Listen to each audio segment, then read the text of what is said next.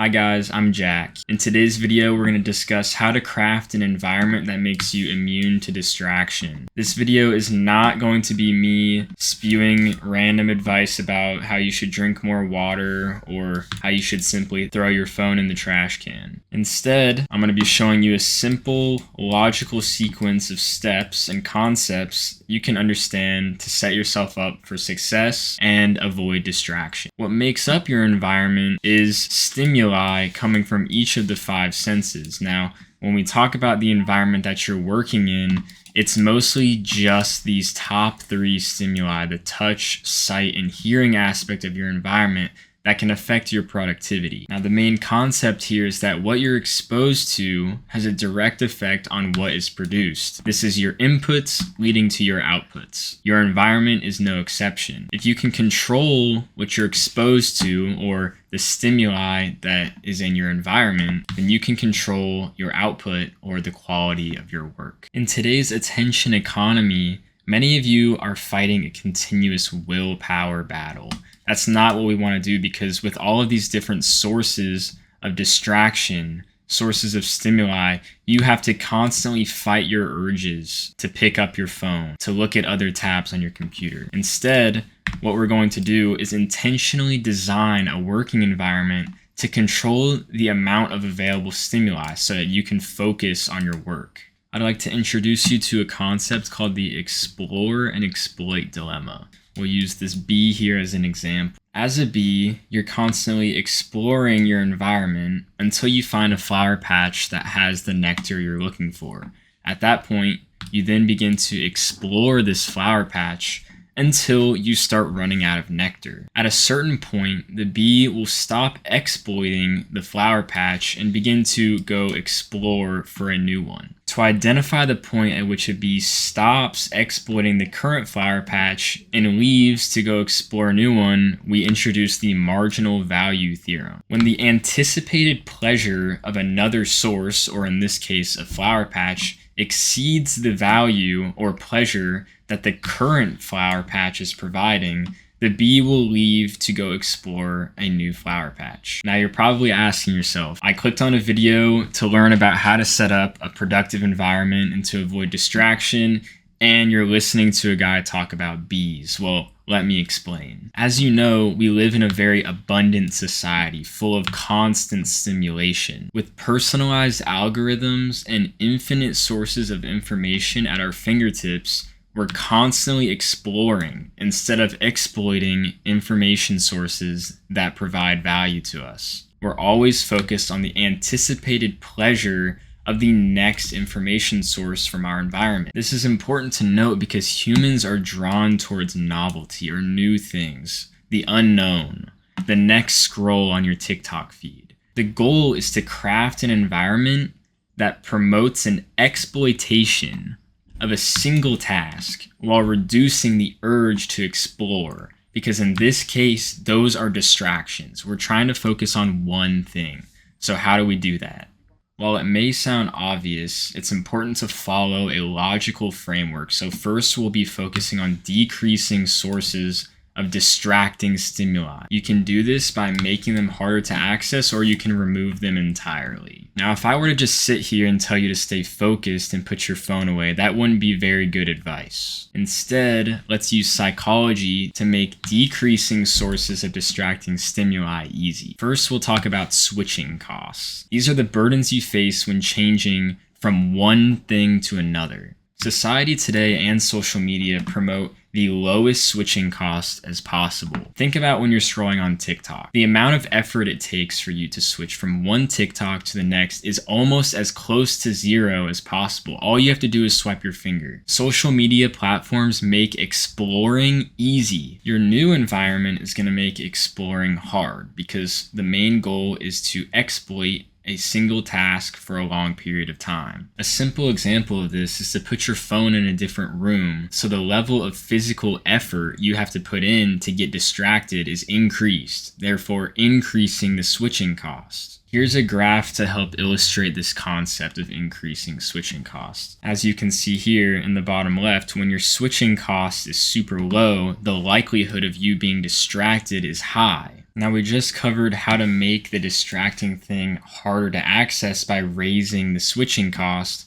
but we can also make the distracting thing itself less stimulating by lowering the anticipated pleasure of exploring. A good example of this is turning on grayscale mode, so it takes away all the colors and everything you see on your phone is in black and white. This is a way to reduce the pleasure you get from exploring. Now, when we talk about distracting stimuli, obviously your phone is the first one that comes to mind, but here are some other stimuli that might be distracting you might not think of right away. Now, when we think of examples of distracting stimuli that we want to remove from our environment, your phone is the first one you think of. Here are some other examples that are a bit less obvious. The first is any objects that are moving in the background of your vision. If you have any open windows, people walking outside, things moving around in your field of view can distract you from the task you're doing. That's why I like to keep my windows shut, doors closed when I'm working, so if you have any pets, they're not walking in and out of your room. The second is distracting sounds, so anything that might be happening outside, you can wear noise-canceling headphones to block that out. The third one is a second monitor. I personally need a second monitor to work. I find it increases my productivity and my levels of focus significantly. This is one of those where you need to be honest with yourself. It can be an easy way to get distracted, keeping tabs open that should really be closed. Which brings me to my next one, open tabs. Just close any tabs that you're not using. It's just something there that has super low switching costs. You can click on a different tab and get distracted easily. The last one is notifications on the device you're working on. So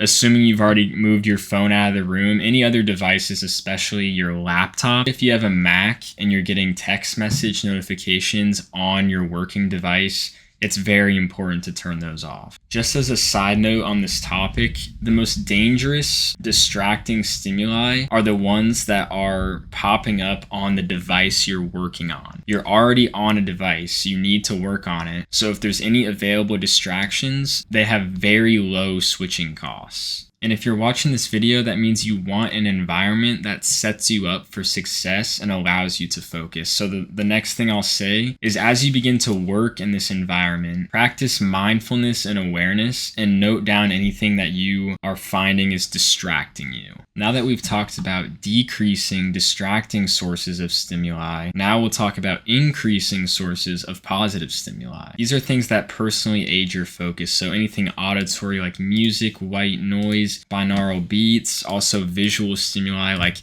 having a clean working space, no clutter in the room. You'll also want to test out what sort of lighting works for you. And then I personally used visual checklists and cross things off with a pen because that just works for me. Now I imagine most of you have already found out what works for you here because everyone's first instinct is to add something new. That's why we covered what you can subtract from your environment first. Creating an optimal work environment has everything to do with subtraction. Now, in these short few minutes, we've talked about ways you can decrease the amount of distracting stimuli and increase the amount of positive stimuli in your working environment. But you might be saying this, I thought a lot about my environment and I still can't focus. In this case, there's something that's still limiting you from focusing on your full potential. There's some type of distraction that's still present and we need to figure out what that is. To do that, let's quickly look at the different types of distraction. We'll look at numbers 1 and 2 first because they both have something to do with importance. Now, number 1 is lack of importance, and that means you truly have nothing going on that's important. And number 2 is a lack of clarity, which means you're not clear on what's important. If I had to guess, I would imagine that most people out of these two would fall under the second category. In the second category, you do have things that are important to you. You're just not clear the link between the task you're working on and what's most important to you. An example of this is if you're working on schoolwork and you're thinking to yourself, this is useless, like we've all thought before. It's important to take a step back and recognize what is truly important to you and what is this schoolwork doing to aid you in reaching your ultimate goal. The third type of distraction is a lack of calmness. This is where stress, anxiety, and depression come into play. You could have a perfectly optimal working environment, No physical distractions, but mental distraction gets in the way. If this is you, I'd recommend taking a step back and focusing on your mental health first before trying to optimize deep work habits. The last type of distraction is a lack of health. I won't get too much into it, but this is your general sleep habits, your diet, and your exercise that obviously have been scientifically proven to impact your ability to cognitively function. Just a quick note. So we just covered the 4 main types of distraction, and I want you to notice that none of these categories are focused on willpower or discipline. Oftentimes, if you're feeling unfocused, just working harder or trying harder isn't going to be the solution. I'd recommend taking a deep look at your environment. What stimuli are available to you?